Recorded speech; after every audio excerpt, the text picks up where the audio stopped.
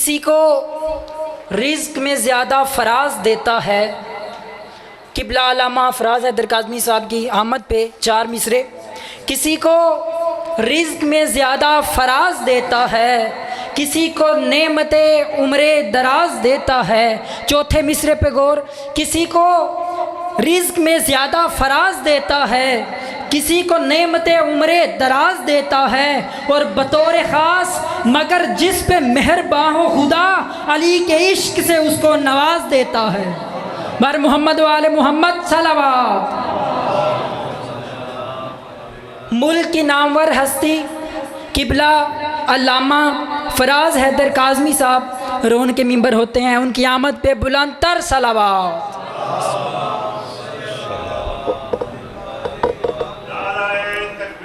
اللہ اللہ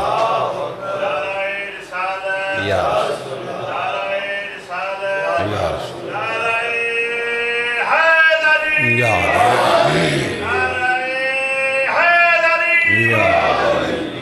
التماس سے دعا. بسم اللہ الرحمن.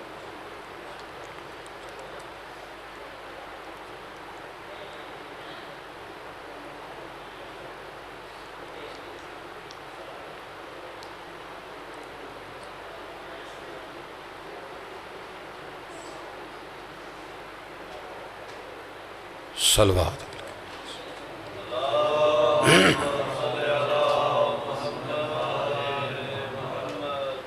اہل اطہار کے استقبال کے لیے، بالخصوص شہزادی کونین کے استقبال کے لیے درود بلند آواز سے پڑھیے سارے. محمد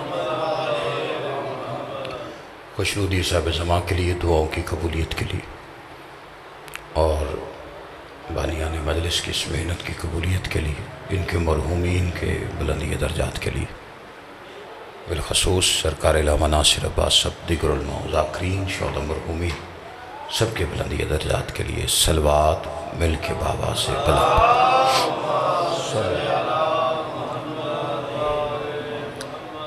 دعا وہ ہوں کہ آل محمد کا عظیم اور کریم خالق کا تمام حضرات کو مجلس میں حاضری کا اجر عظیم عطا فرمائے، اور میرے بھائی علی کاظم کے رزق میں، عزت میں، بخت میں اضافہ فرمائے، اس کے گھر کو، گھر والوں کو تا قیامت آباد و شاد فرمائے. خالق کائنات ہمارے وہ گناہ معاف فرمائے جن گناہوں کی وجہ سے ہم حجت دورہ کی زیارت سے محروم. خالق کائنات، مالک کائنات کا جلد ظہور فرمائے. جتنی جتنی غرض علی بادشاہ سے ہے دعاؤں کی قبولیت کے لیے صلوات اتنی بلند پڑھ دیجیے.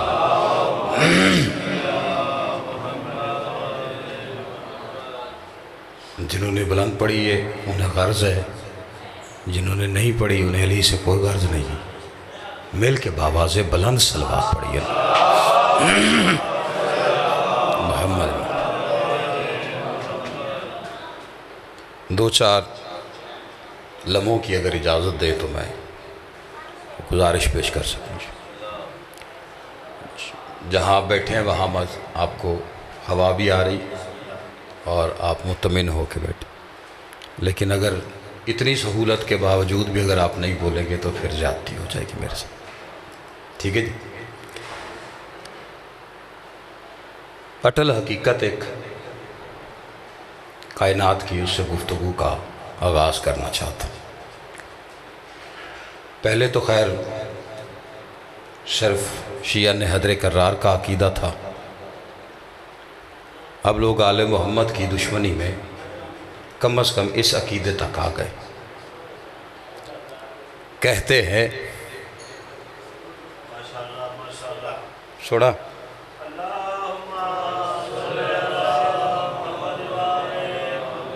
میں نے بولن دیا تم بول. ابھی صرف زبان سے اقرار کیا، یعنی تقریر سے انہوں نے یہ اظہار کیا ہے، تحریر میں بھی وہی کھڑے. پہلے ہم یہ عقیدہ بیان کرتے تھے کہ حضرت آدم علیہ السلام سے لے کر حضرت عیسیٰ علیہ السلام تک سارے نبی معصوم ہیں.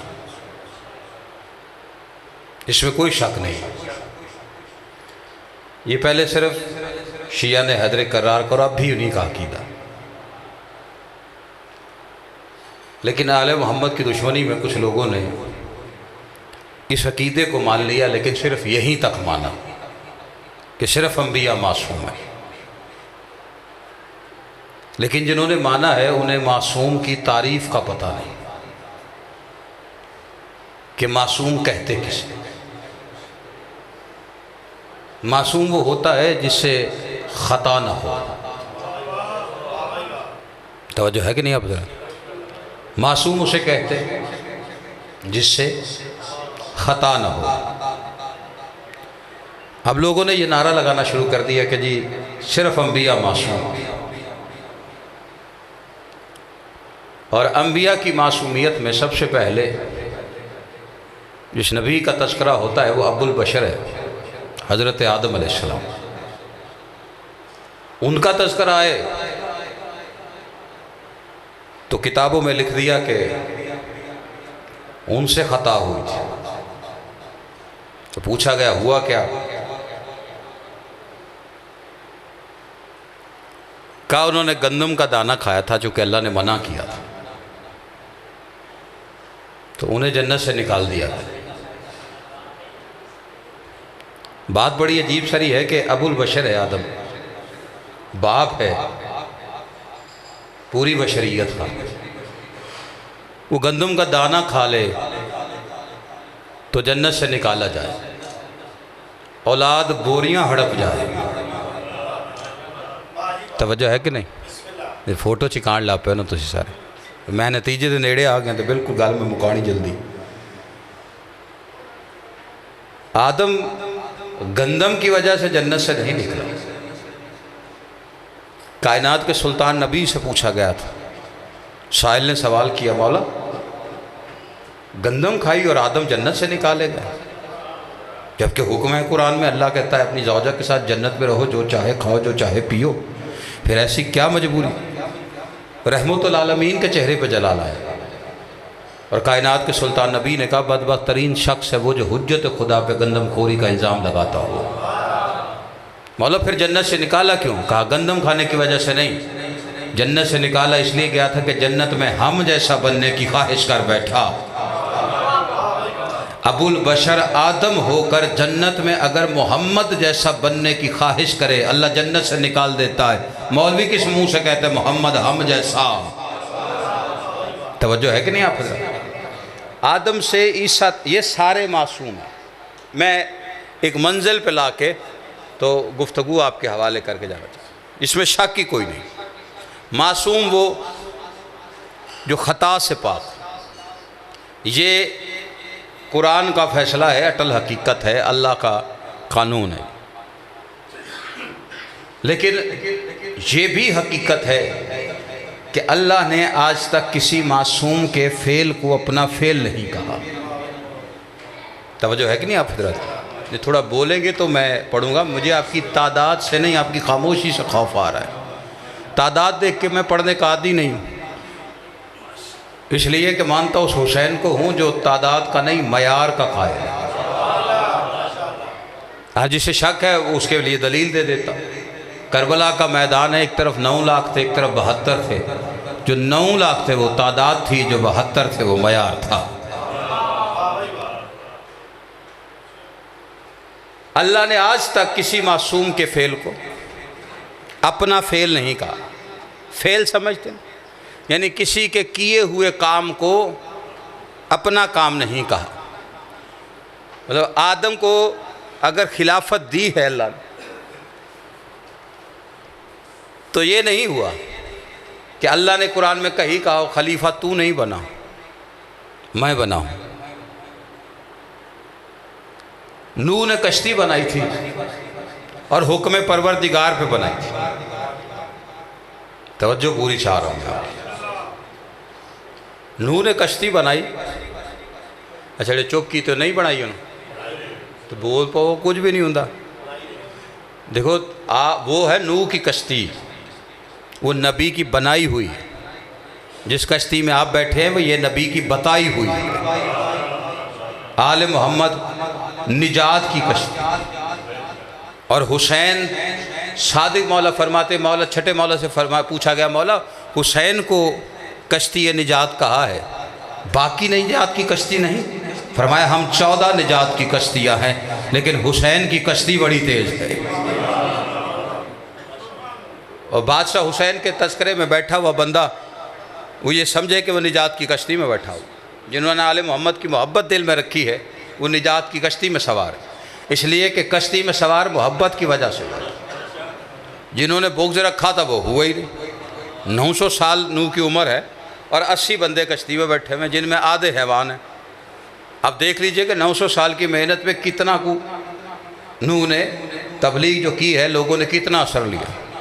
कश्ती नूह ने अपनी मर्ज़ी से नहीं बनाई थी। हज़रत नूह ने अपनी मर्ज़ी से कश्ती नहीं बनाई थी हुक्म परवरदिगार। अच्छा, फिर अपना हुक्म भी सादर करता है कि ये काम करो, जब वो कर ले तो कहता भी नहीं कि मैंने किया। और कश्ती दिनों में नहीं बनी, सालों में बनी। जब नूह ने कहा ना, हज़रत नूह ने कि या अल्लाह ये नहीं मानते, ये इतने मान गए, बाकी नहीं मानते, अजाब दे दे। अभी नूह दुआ करके हटे थे कि जिब्रील आ गए, उन्होंने खजूरों का टोकरा पकड़ा हुआ था वो दे दिया। नूह ने पूछा ये क्या है? कहा अल्लाह ने भेजी। कहा मैंने अजाब मांगा है, तू खजूरें ले आया, इसका क्या करूँ? कहा अल्लाह कहता खा, जो गुठलियाँ हों उसे संभाल, जब गुठलियाँ जमा कर ले उन्हें ज़मीन में दबा, ज़मीन में दबा दरख्त बनेंगे। नूह ने गुठलियाँ निकालने के बाद ज़मीन में रखी, ज़मीन रखने के बाद वो पौधे बनना शुरू हो गए। नूह ने उनकी परवरिश शुरू कर दी। करते करते वो एक पूरा जंगल बन गया। जवानी, पूरी जवानी पे आ गए। अब इसकी तरफ भी ध्यान नहीं करना, ना उसकी तरफ ना उसकी तरफ। जो मैं कह रहा हूँ उस बात की तरफ ध्यान है ताकि तसलसल ना टूटे। नूह ने खाई खजूरें और बनाए दरख्त। दरख्त आ गए पूरी अपनी आबोताब पे, इस हबाब पे। पुत्र पाले होए ना जी बचपन से, तो जदों वो जवानी चढ़े होए, दाढ़ी भी लथी होए, तो चंगा पिंडा भी होए, प्यो बाप हसरत से देखता उसे नज़र भर के। और जब वो देखता तो खुश हो रहा होता है कि मेरी परवरिश ये जवानी पे पहुंची। इसी तरह नूह को बड़ी मोहब्बत हुई दरख्तों से, और नूह हज़रत नूह देख रहे, ये तनावर दरख्त है। अभी एक दिन देख के खुश हो रहे थे कि वो जिब्रील साहब आ गए। जिब्रील ने आके कहा नूह अल्लाह कहता इन्हें काट दे। नहीं तुसा तवज्जो की थी, मैं किड्डे दरख्त जवान कराए तुहाडे सामने, तो तुसा बिल्कुल तवज्जो। नूह की हसरत है, खुशी से देख रहा है कि मेरी मेहनत है और ये दरख्त है।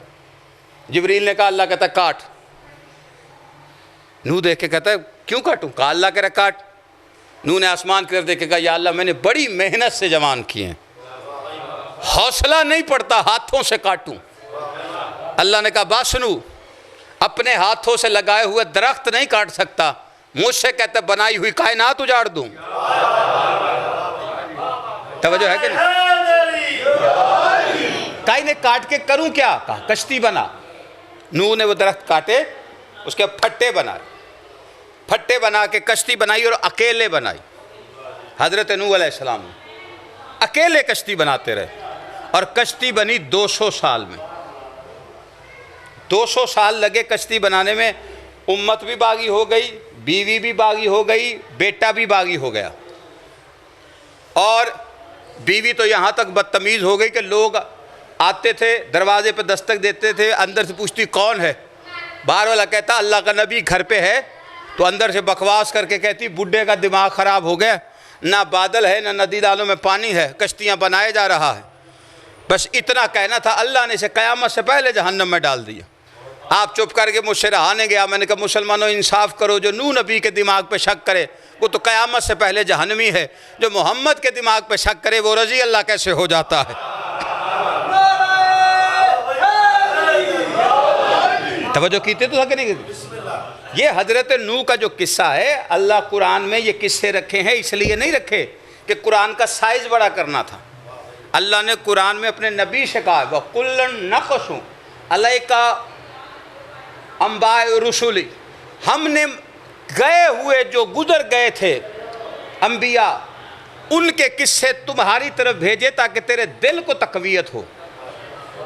इन किस्सों के भेजने का मकसद है। अब कुरान में एक बंदा पढ़ रहा है जो جو مسلمان نہیں، شیعہ تو چھوڑے مسلمان ہی نہیں، وہ آپ کا قرآن پڑھے تو قرآن میں سورہ کون سا ہے؟ چینٹی والا سورہ، مکڑی والا سورہ، توجہ ہے کہ نہیں ہے، عورتوں والا سورہ، یہ سارے. اچھا اب جناب نوح کے قصے، اب نبیوں کے قصے پڑھنے شروع کر دو کہ اللہ کہہ رہا ہے کاٹ اسے، پھٹے بنا، کشتی بنا. اب وہ کشتی بنا رہے تھے، امت چیزے پہ آئی ہوئی تھی. چیزہ سمجھتے ہو جی؟ نہیں جڑا پتہ سمجھتے ہو وہ بول پوے، کوئی میں کسن نہیں دستا جی، مطلب مذاق اڑانا. تو نوح کا بھی مذاق، نبی کا مذاق، کشتی جو بنا رہے تھے. نبی اللہ کیا کر رہے ہیں؟ انہوں نے کہا کشتی بنا رہے ہیں. اچھا کیوں؟ کہا طوفان آنے والا ہے. وہ مانتا ہی کوئی نہیں تھا. کہا کیوں طوفان کی طرح؟ کہا جو بیٹھے گا کشتی میں وہ پار ہو جائے گا، جو نہیں بیٹھے گا وہ غرق ہو جائے گا. بندے ہنس کے چلے جاتے، لو جی کشتی چ بہے گا تو پار، جڑا نہیں بہے گا غرق. انہاں پانی کتھوں آنا سمیت بیوی. آخر وہ پانی طوفان آ ہی گیا تھا. اور جیسے ہی طوفان آیا تو نبی نے بلانا شروع کر دی، اور سارے چھوڑ گئے، سگا بیٹا بھی چڑھا گیا. اچھا آپ کو پتہ ہے درخت زیادہ اونچا ہوتا ہے نا کھجور کا، لیکن اس کا بیٹا پہاڑ پہ چڑھا تھا، درخت پہ نہیں چڑھا. نبی کو چھوڑ کے پہاڑ پہ چڑھ گیا، درخت پہ نہیں چڑھا. آپ پریشان ہو گئے. میں نے کہا یا اللہ درخت پہ بھی چڑھا دیتا تو اونچا ہی تھا نا، یہ پہاڑ پہ کیوں چڑھا ہے؟ عجب نہیں، اللہ کی آواز ہے، میں قانون لکھنے لگا ہوں. گستاخ رسول کی نشانی قرآن سے پکڑ لینا کہ جب نبی کو چھوڑے گا پہاڑ پہ چڑھے گا. بندہ تلیوں اتے آ رہا ہے، پچھوں جا رہا ہے، وہ کوئی نہیں کہہ رہے، سارے انہوں بھیرے میں بولے میں کوئی بھی نہیں سن رہا. ایک ہی مزدار گال، ٹھیک ہے کہ نہیں؟ اچھا نوح نے 200 سال کشتی بنائی. میں جو آپ کی توجہ رکھنا چاہ رہا ہوں، اللہ نے ایک دفعہ بھی نہیں کہا نوح تو نے نہیں بنائی، میں نے بنائی، کہیں بھی نہیں کہا. ہے نبی معصوم اور کشتی بنا رہے حکم خدا پر، اور اللہ نے کہا میری نظروں کے سامنے بنا.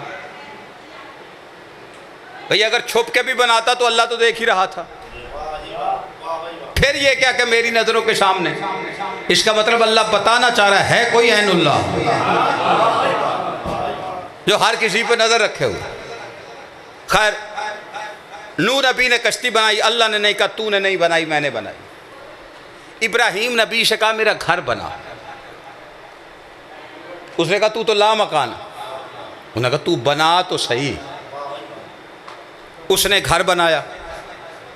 جنہوں ذی الحجہ چ بھی اللہ دا گھر یاد نہیں ہونا یا ذہن چ نہیں آنا، وہ میں کیا کروں. ابراہیم نے گھر بنایا، اور یہ پہلا گھر ہے. ان اول بیت وضع للناس صلی اللہ علیہ وسلم. اللہ کہتا ہے مکہ کی وادی میں نے پہلا گھر واضح کیا تھا، سب سے پہلا گھر. یہ نہیں کہا میں نے کعبہ واضح کیا، میں نے قبلہ واضح کہا. ان اول بیت، میں نے پہلا بیت. اب جسے اللہ پہلا کہے اس سے پہلا ہوتا کچھ نہیں، چھپر بھی کوئی ثابت نہیں کر سکتا. لیکن جاؤ سائنس کی تاریخ کے ہسٹری کے جتنے بھی آپ کے پاس علوم ہیں، سارے علوم کے گھوڑے دوڑا لو، ان سے کو پتہ کر کہ بیت بنا کب تھا. ہر کوئی یہ کہے گا پتہ نہیں جی جسے اللہ نے پہلا کہا ہے، ہمیں کیا پتہ یہ کب سے ہے.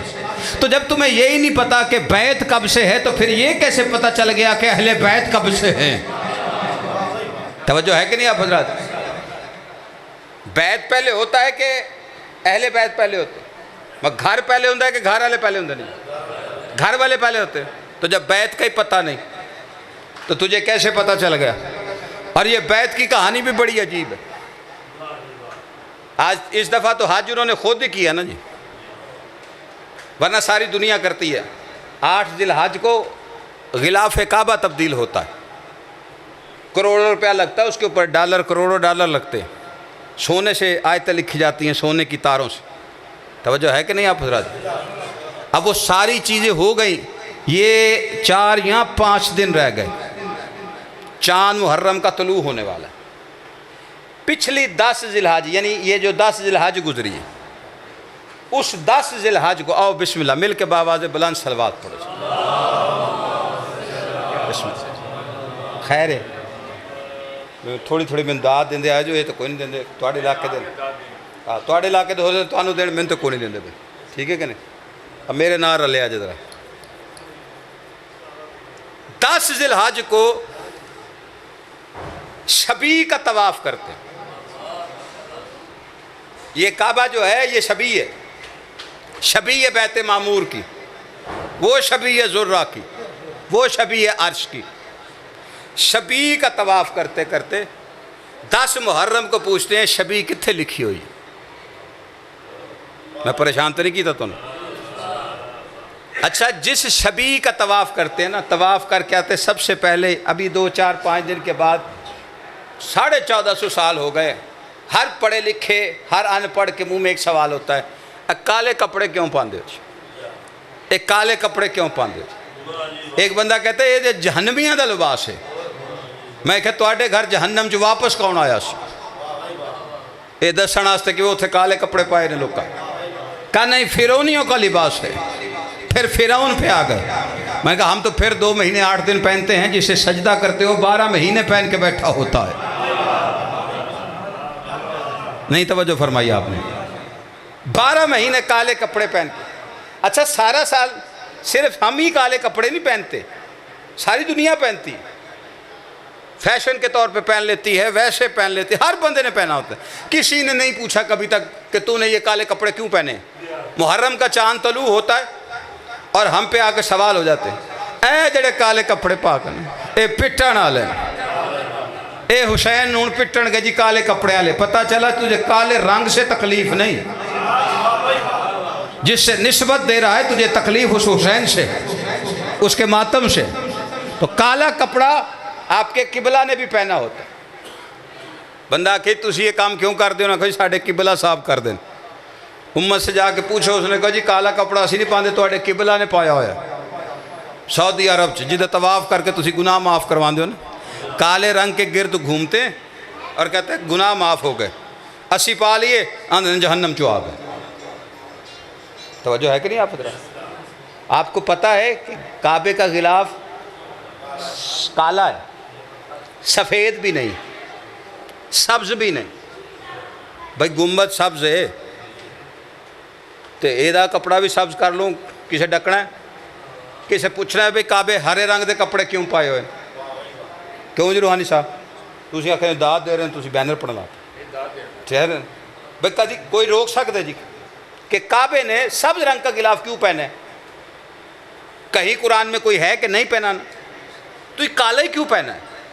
تو پتہ کرنا پڑے گا کہ اس نے کالا پہنا کیوں ہے. اس نے مرضی سے پہنا ہے یا کوئی پہنا گیا؟ نہیں تسی میرے حال توجہ نہیں پہ کر دے تو میں اپنی مضمون سمیٹن دے نیڑے آیا کھڑا ہوں. ٹھیک ہے کہ نہیں؟ اردو نہیں، تھوڑی مہربانی جی امام حسین تو وسطہ رکھے، بس تھوڑا جا بول پاؤ تو میں تسلی ہو جائے. توجہ ہے کہ نہیں؟ تکبیر، نعرہ رسالت، نعرہ حیدری. توجہ ہے کہ نہیں سرکار؟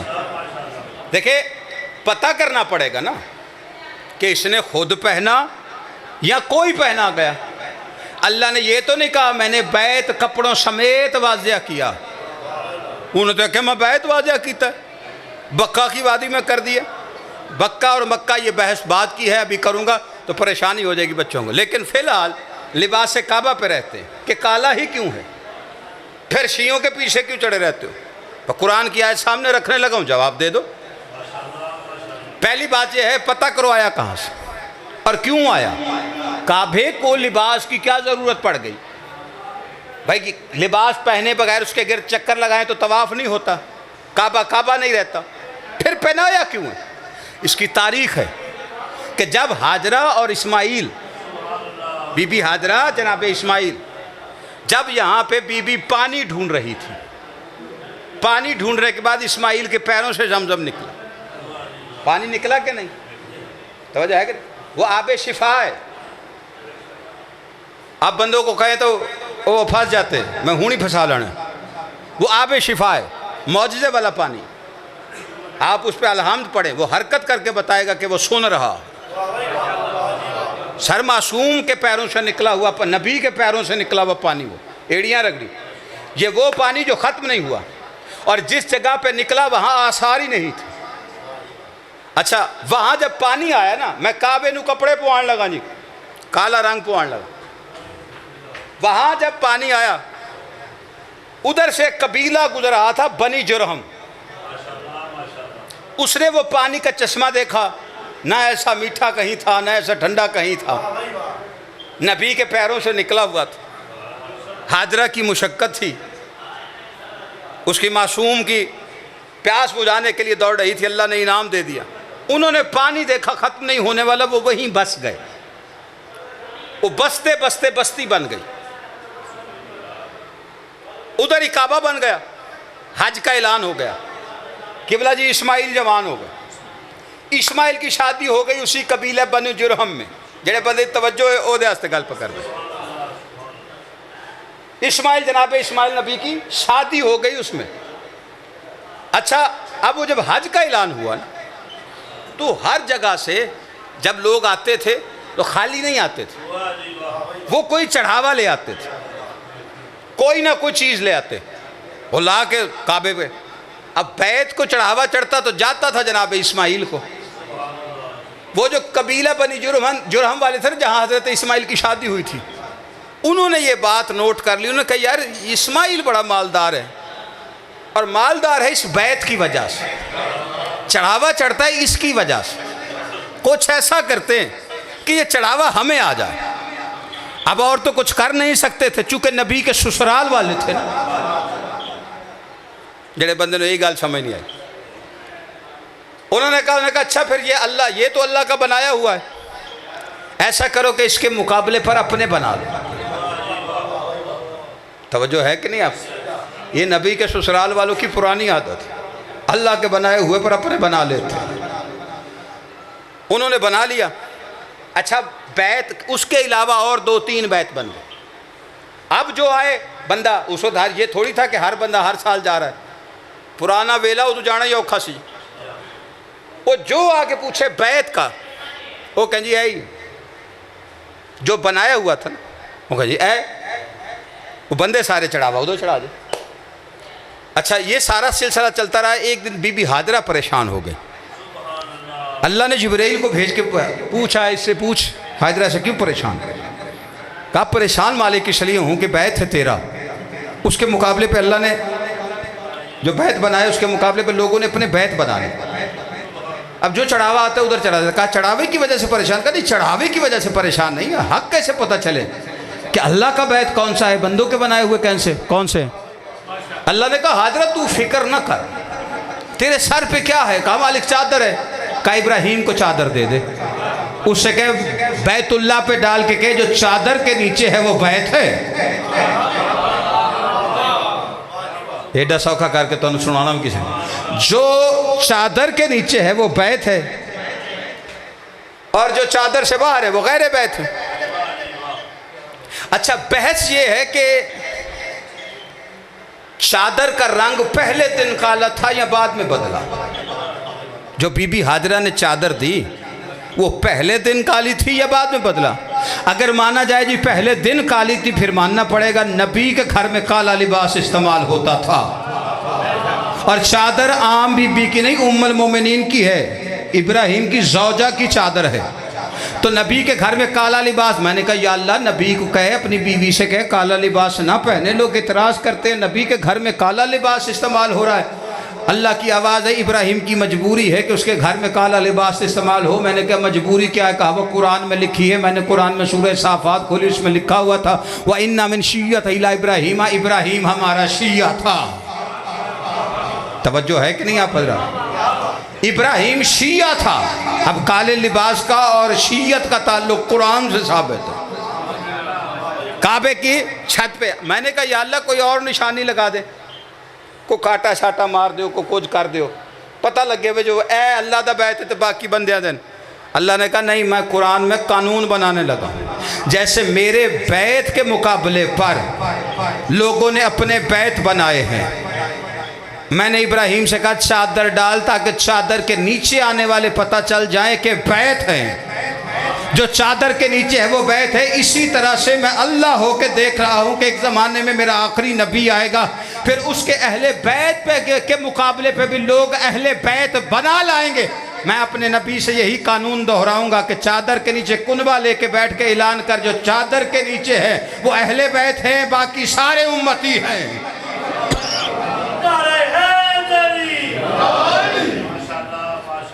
توجہ ہے کہ نہیں آپ حضرات؟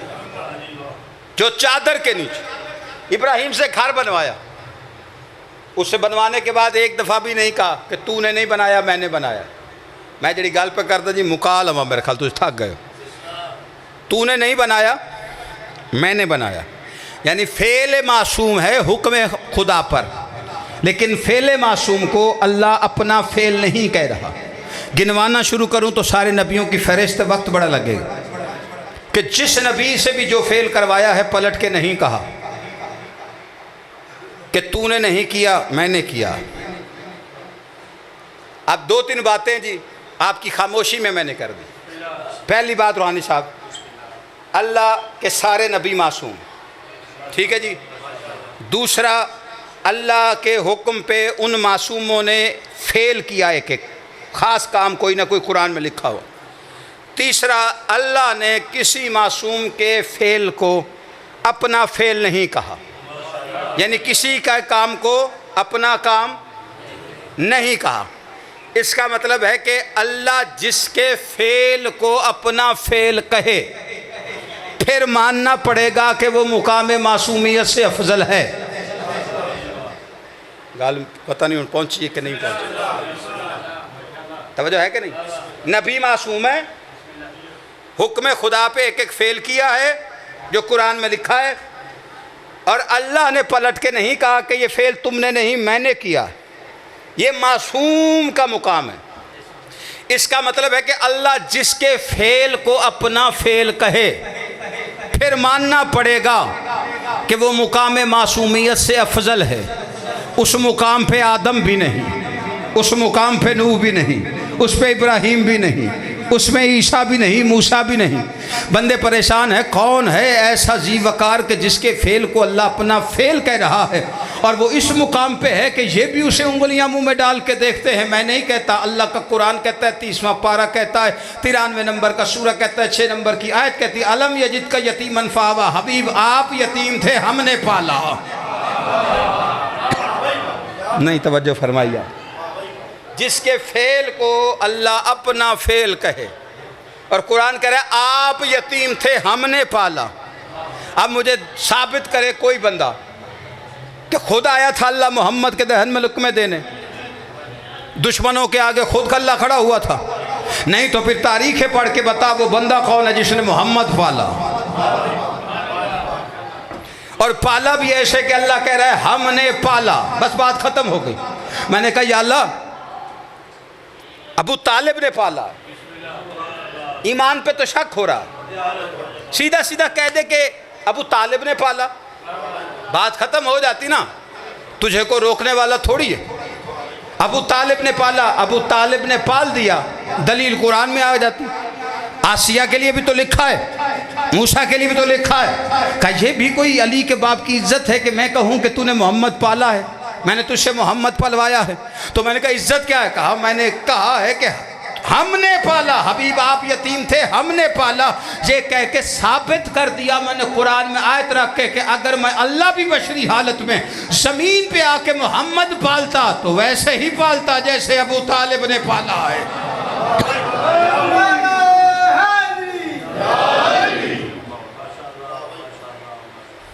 بس محمد پالنے کا جرم یہ ہوا کہ ابو طالب کی اولاد کربلا کے شہرہ میں آ جائیے کہ دو جملے مجھے مصائب کے کہنے تاکہ مصائب کی بے ادبی نہ ہو جائے۔ مولا آپ کے رزق کی عزت بخت میں اضافہ فرمائے، بھائی کاظم کے رزق کی عزت بخت میں۔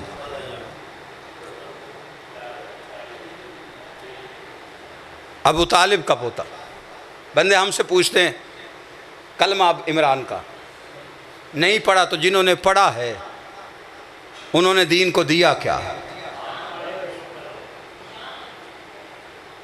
جس نے نہیں پڑھا اس نے دین کے لیے کیا کیا ہے؟ جنہوں نے پڑھا تھا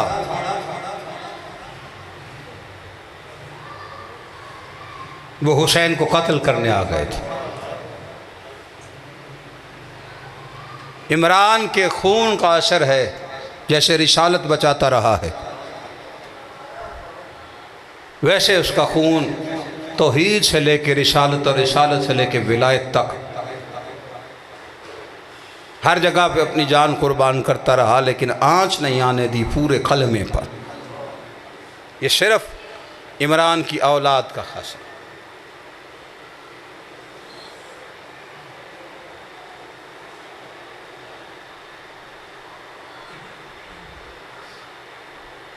اور صرف ایسا نہیں کہ حسین کے قرب میں سے ہر کسی نے اپنے اپنے حصے کی قربانی دی۔ جس نے سب سے پہلی قربانی دی ہے وہ ام البنین کی بیٹی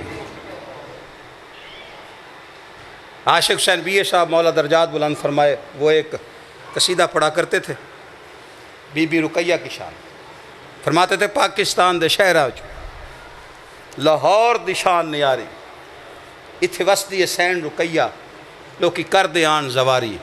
اگلا شیر نہیں، نستر ہے جو تیر پہ لگتا ہے۔ وہ فرماتے تھے سب تو پہلا اے اجڑیے ویراں تو اولے روندی رہی۔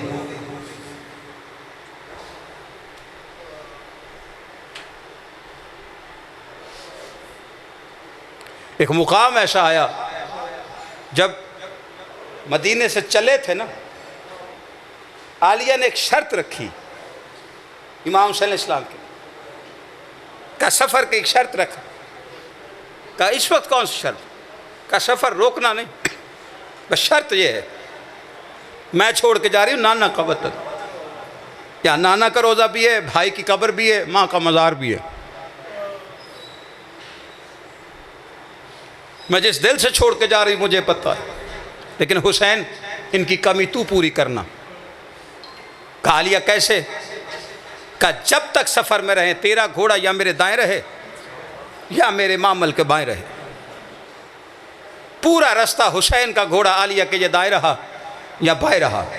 حسن کی یاد آتی تھی تو حسین کو دیکھتی، نانا یاد آتا تو حسین کو دیکھتی، اماں یاد آتی تو شبیر کا چہرہ دیکھتی۔ ایک مقام ایسا آیا کہ دونوں طرف دیکھا تو شبیر کی سواری نہیں تھی۔ اماں فضا عباس سے کہے مامل رک گئے، بس اتنی آواز کا آنا تھا، مامل رک گئے۔ علمو والا بی بی کے مامل کے قریب آیا، بی بی خیریت تو ہے؟ کہا جب سے دیکھ رہی ہوں دائیں بائیں حسین کی سواری نہیں، دیکھ کہیں پیچھے تو نہیں رہ گئے۔ مامل رکے، عباس گھوڑے کی زین پہ تھا، پیچھے بھگایا 1 میل کے قریب گھوڑا، جب پہنچا نا سامنے دیکھا شبیر کی سواری لگا میں ہاتھوں سے چھوٹی، پیر رکابوں سے باہر تھے، اپنا ماتھا گھوڑے کی گردن پہ، شبیر زاروں قطار رو رہا تھا۔ عباس نے یہ منظر دیکھا، جیسے ہی ام البنین کا لال قریب آیا ہے نا، زین سے اترا نہیں، اپنے آپ کو گرا دیا حسین کے قدموں پر، پیروں پہ ماتھا رکھ کے کہتا ہے میں جو کہتا تھا مجھے تلوار اٹھانے دے، اب چھپ چھپ کے کیوں روتا ہے؟ اب نانا کو یاد کر کے، وطن کو یاد کر کے، کہا نہیں وطن کی یاد نہیں۔ کہا پھر کیوں رو رہا ہے؟ کہا منظر کچھ ایسا دیکھا ہے۔ کہا مولا کیا دیکھا ہے؟ عباس وعدہ کر تو جنگ کی ضد نہیں کرے گا۔ اب جسے رونا ہے نا، بلند آواز سے آنکھوں میں بھی آنسو آئے۔ عباس باب الحوائج ہے، لیکن عباس بادشاہ کا ضبط جس نے دیکھنا ہے، جب کہا نا تو جنگ نہیں کرے گا وعدہ کر، ہاتھوں کو مال کے کہتا ہے اگر میری قسمت میں ایسے ہی مرنا لکھا ہے نا تو جا شبیر وعدہ ہو گیا بادشاہ، عباس تیرا اطاعت گزار۔ کہا عباس ایک منظر دکھاؤں؟ ہمارا کون سا؟ بس ایسے ہی ہاتھ پہ رہے، عباس کے چہرے کا رنگ بدلنا شروع۔ شبیر کی آواز عباس کیا نظر آیا؟ کہتا بولا ایک قیدی ہے، دارالعمارہ کا چھت ہے، قیدی کے ہاتھ پیچھے بدے ہوئے، دیوار پہ سارے جلاد کے ہاتھ میں تلوار ہے، رو کے حسین کہتا اور کوئی نہیں یہ میرا مسلم ہے۔ بس اتنا کہنا تھا. عباس نے جو انگڑائی لی ہے نا، اب عقبہ کے بٹن ٹوٹے ہیں، مولا جس موجے سے منظر دکھایا اسی سے بھیج دے. کہا تو نے وعدہ کیا تھا جنگ نہیں کرے گا. نہیں جنگ نہیں کروں گا، لیکن دارالعمارہ کی چھت اتنی اونچی ہے، اس کا سر کٹے گا تو جھولی میں لوں گا. کہا لاوارث نہ سمجھ اسے، اب ذرا نیچے دیکھ. عباس نے نیچے دیکھا، کیا نظر آیا؟ کہا مولا ایک ضعیفہ جس کا پہلو پہ ہاتھ ہے، اور رو کے کہہ رہی میرے حسین کا سفیر. کہا اور کوئی نہیں، میری ماں فاطمہ زہرا. وما علیہ الا البلاغ.